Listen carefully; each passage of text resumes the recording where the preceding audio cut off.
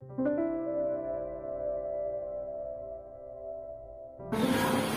आपण संभाजीला एक उदाहरण सोडवायला जाऊ. तो सांगेल आणि मी फक्त लिहिते. हा, आता ही तू बघा संभाजी, 3 अंकी संख्या सांग बरं कोणती पण आहे.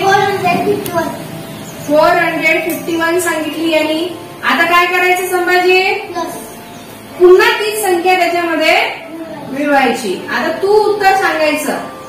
सांग. 5 + 5 10. 1 काय करायचा, कॅरी. सांग याचं उत्तर. 4 + 4 8. 8 + 1 9. आता काय करायचं, प्लस काय करायचं, 11. ओके.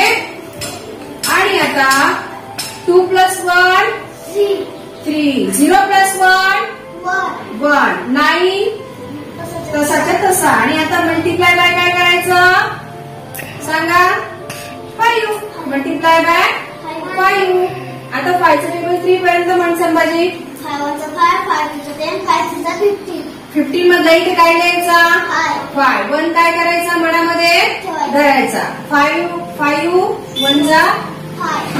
5 आणि 1 6. आता 5 चं टेबल 9 पर्यंत म्हण. 5 × 5 5 × 10 5 × 15 5 × 25 5 × 25 5 × 30 5 × 7 45 5 × 40 5 × 45. 45 तसंच तसा लिहायचा. बरोबर. आता ही संख्या आपल्याला मिळाली. तू वाचून दाखवतो का. 4565. ओके. आता इथून काय मायनस करायचं आपण, कोण सांगतं काय मायनस करायचं. ही जी संख्या घेतली होती आपण तिच्या 10 पट. तिच्या 10 पट म्हणजे 400 आपण 51 घेतली होती, तर त्याच्या युनिट प्लेसवर 0 लिहिला की तिची 10 पट होते. आलं लक्षात. आता हे मायनस करायचं. 5 मधून 0 काढायचा, 5. 6 मधून 1 काढायचा, 5. सांग पटपट. 0. आलं का उत्तर 55. याला काय म्हणतात, जादू गणिताची.